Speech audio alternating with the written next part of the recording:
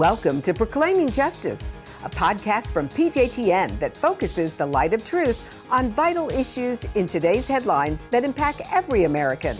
I'm your host, Laurie Cardoza-Moore, founder and president of Proclaiming Justice to the Nations, and I'm here to educate, motivate, and activate you to action. I want to arm you with the truth and the facts you'll need to fight and preserve our constitutional republic and uphold the Judeo-Christian values our nation was founded upon.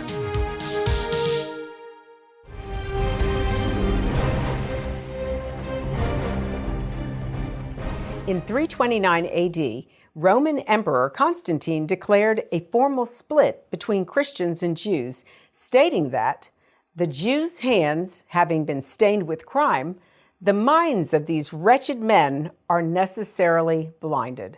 Let us then have nothing in common with the Jews, who are our adversaries.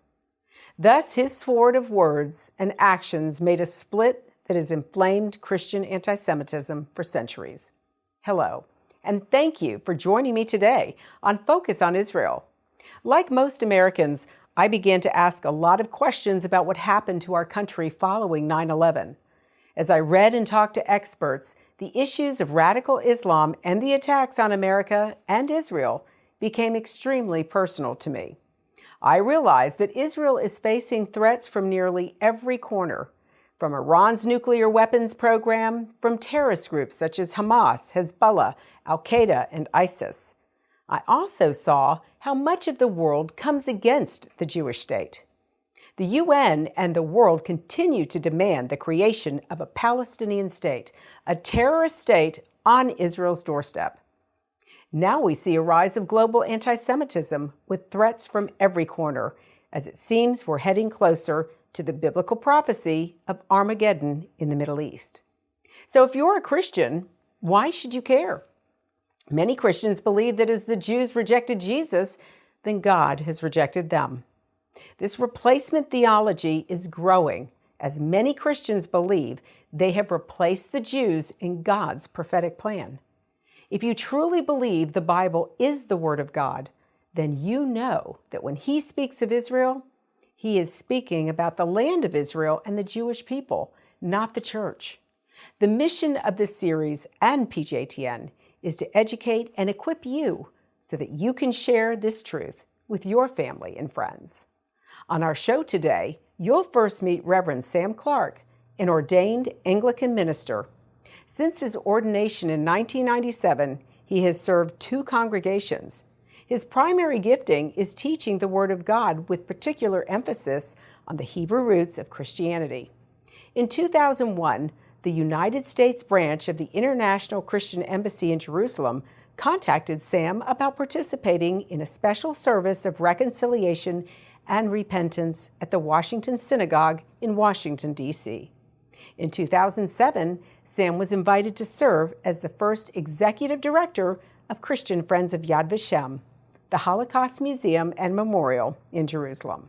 In 2010, I invited Father Sam Clark to serve in the capacity as PJTN's Director of Programs and Development and Chaplain. He has developed a teaching entitled The Church, the Jews, and the Shoah, Understanding and Overcoming the Roots of Church Anti-Semitism, along with other teachings focusing on the Hebrew roots of Christianity.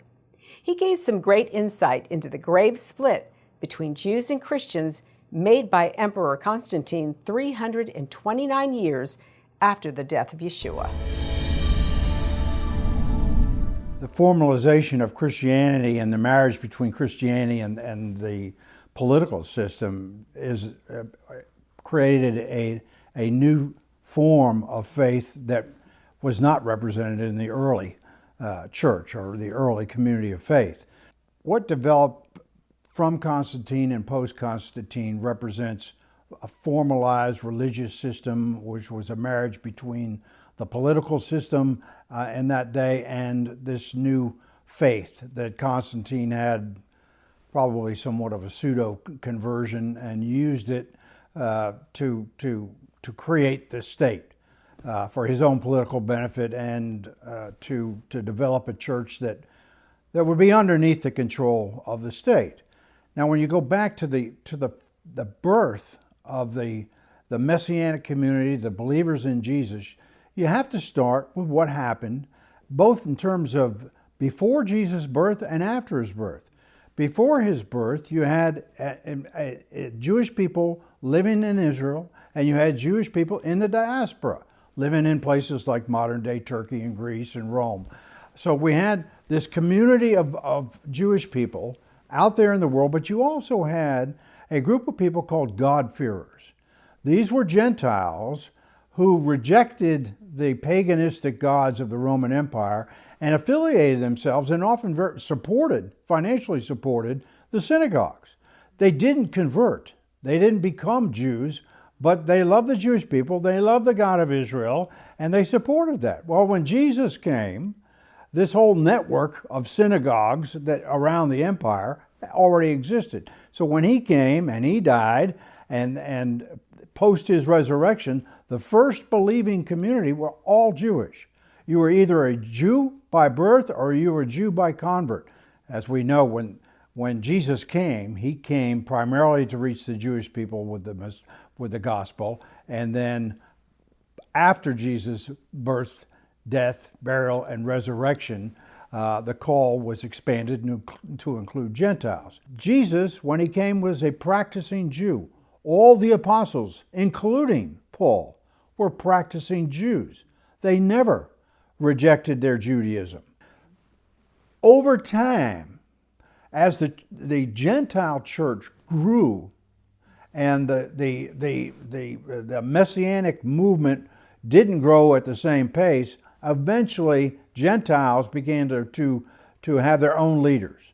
They didn't look to Jerusalem. They didn't look to their Jewish brothers and sisters. And as they did, they began to develop a sense that they wanted to distance themselves from anything Jewish, possibly because of the conflicts that they saw. But this is kind of like throwing the baby out with the bathwater. Bishops in the church, early Gentile bishops, decided, well, you know, Jesus was raised on the day of the sun, on Sunday, the first day of the week, and most at that time were still, over the first couple of centuries, were still practicing their faith on Shabbat, on the Sabbath. But some began to think, well, we need to distance ourselves from our Jewish heritage because we don't see ourselves so much as Jews. We now come from a Gentile heritage. We heard the gospel from Gentiles. And over time, they started doing things like changing from Saturday to Sunday, from not doing circumcision. They weren't doing that anyway. And rejecting their heritage and embracing their own traditions.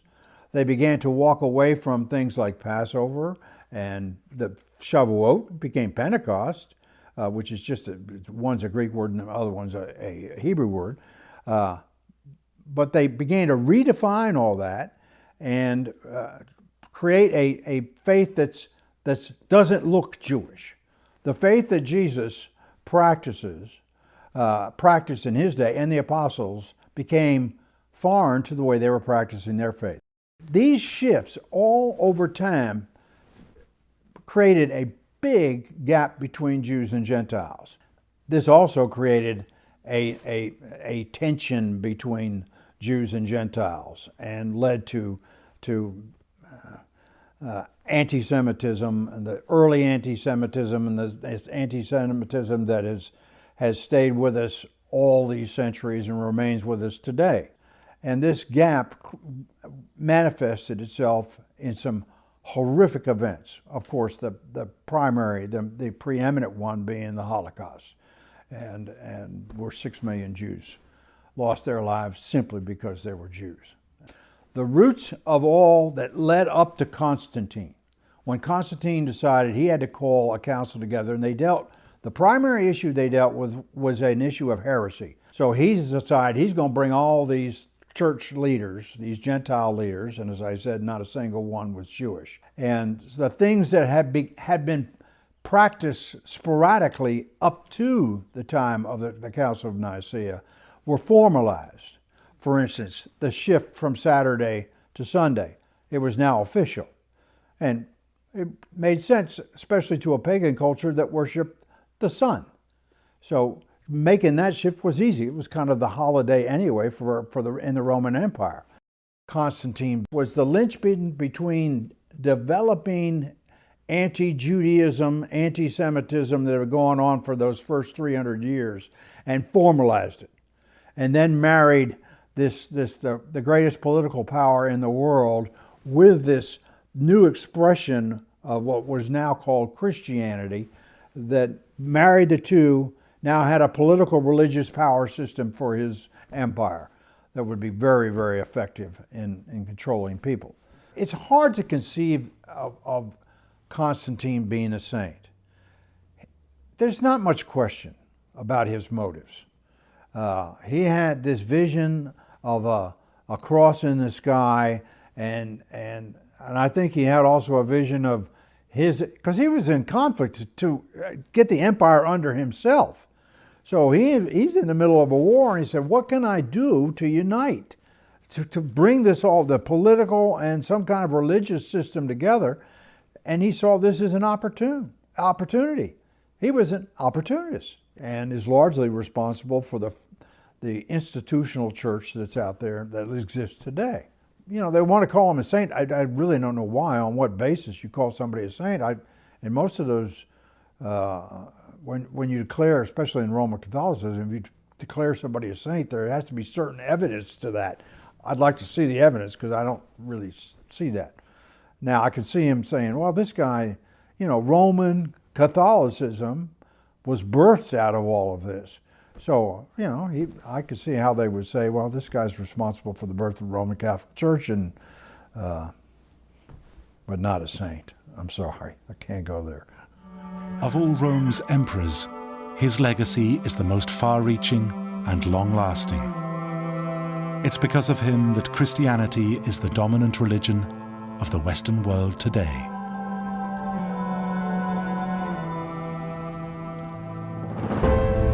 I want to take you to Israel in pictures and film. I want you to see how God's sovereign hand can be seen before our eyes right here in this land. That's why PJTN is offering a special anniversary package that includes a captivating new book and award-winning DVD. Israel Rising is a unique visual story of Israel's miraculous journey from unforgiving desert to thriving nation. Thousands of years ago, the prophet Ezekiel foretold a future time in which the arid land of Israel would come alive for its people. Now this breathtaking book documents the fulfillment of this vision, as rarely seen photographs from the 1880s to the 1940s are juxtaposed with recent photos of the same locations.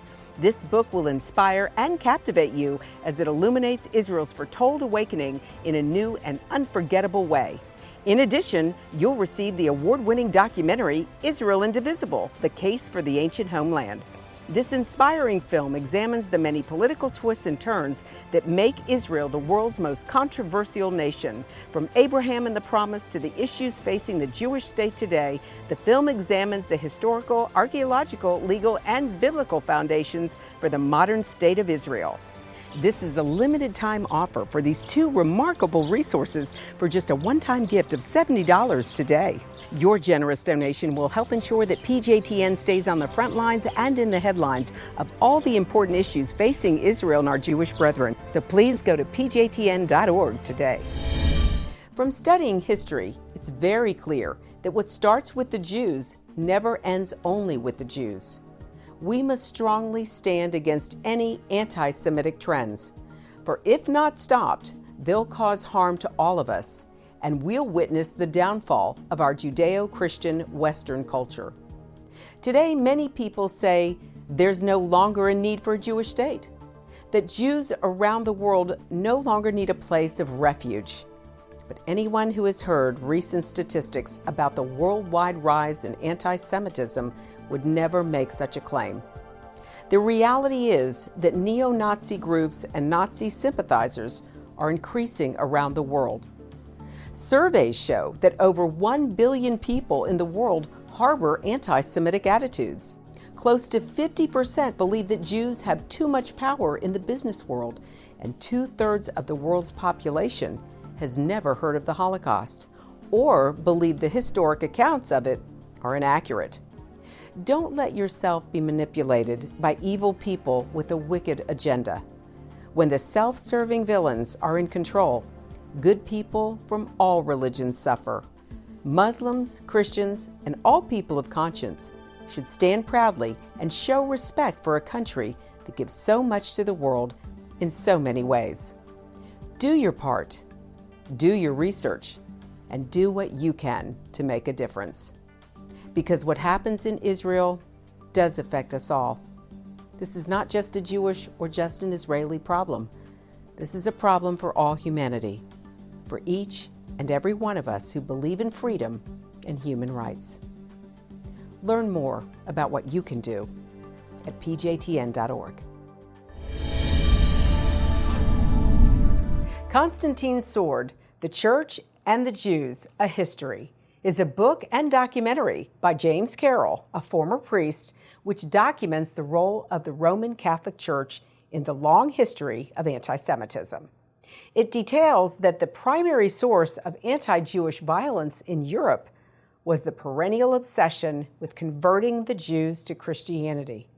Carroll also argues that the Church's long history of Jew hatred laid the foundation for Hitler's crimes.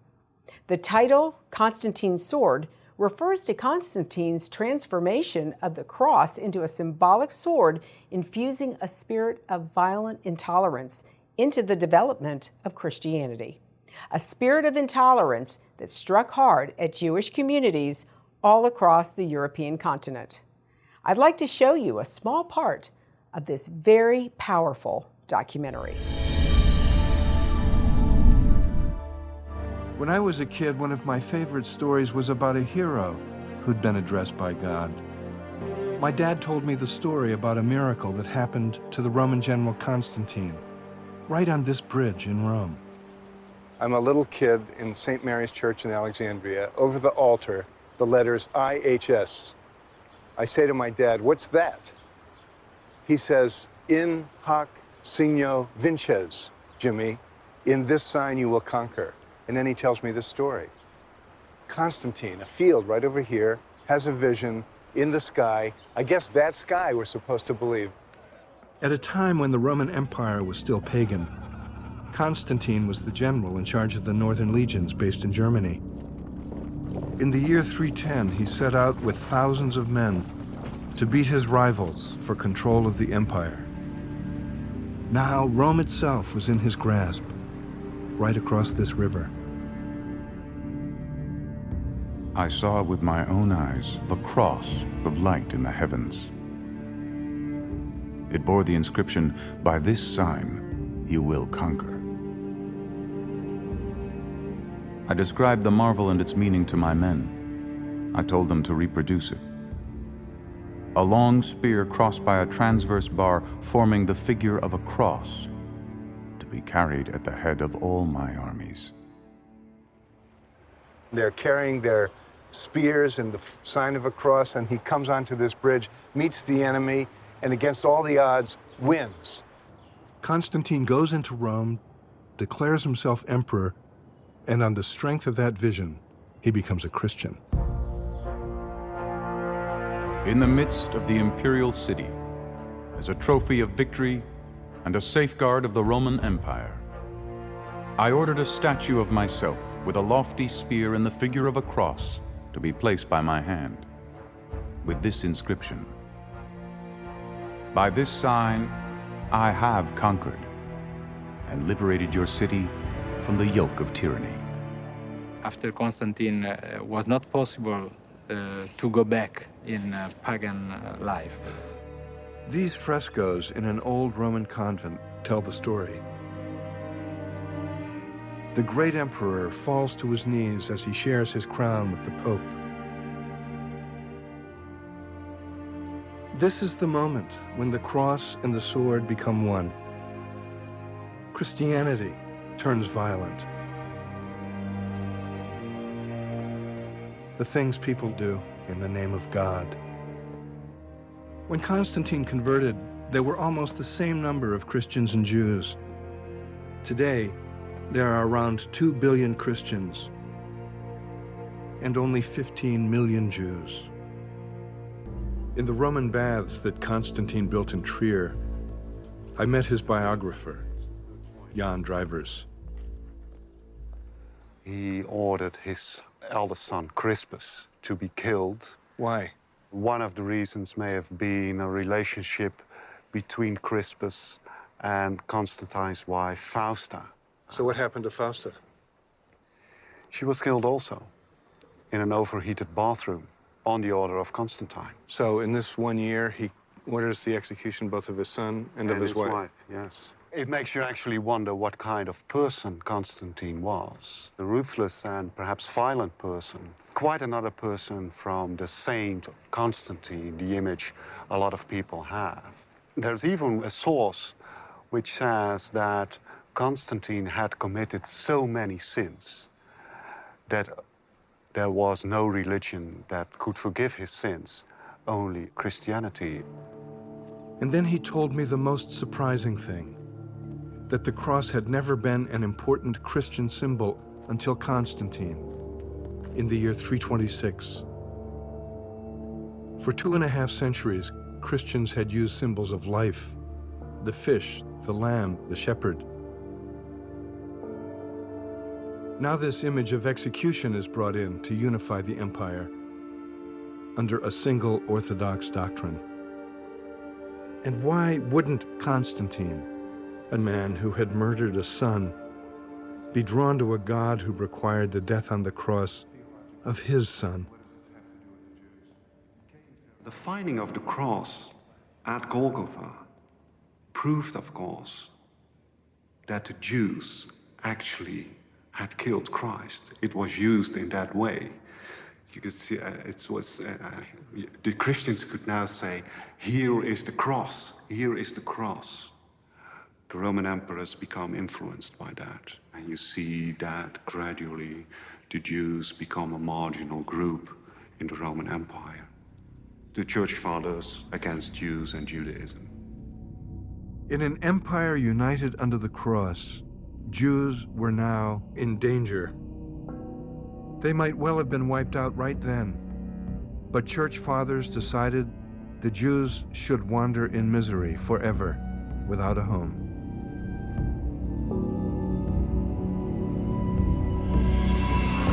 The Roman Empire fell despite its embrace of Christianity. The Western world descended into chaos that lasted for 6 centuries.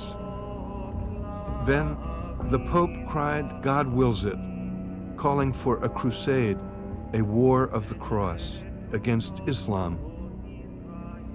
Europe's princes and their armies stopped fighting each other.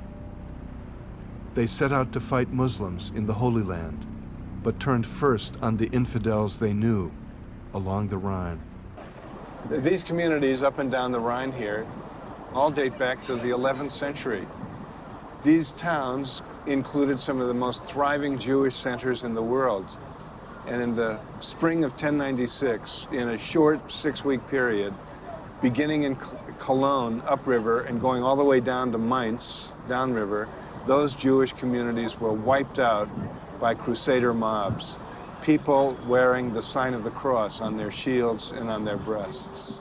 The same scene that took place in each of the towns along the Rhine was played out long ago here, in the courtyard of his cathedral. Jews had begged the bishop to protect them from the crusader mobs. Lehmann's medieval predecessor told them, only the converted can be saved. The rest would have to die.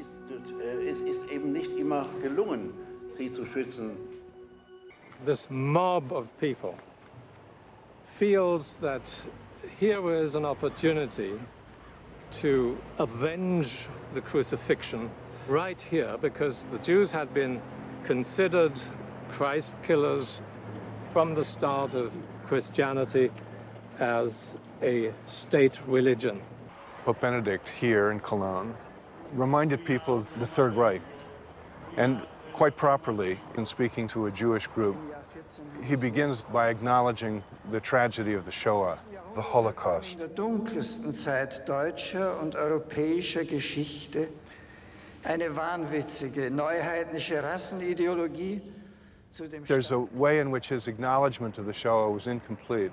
He said, Nazi hatred of Jews was, quote, born of neo-paganism, unquote, as if that's the only source of it. Well, it was born of Nazi neo-paganism, but that hatred had two parents, and the other one, the long tradition of Christian anti-Judaism, he didn't mention.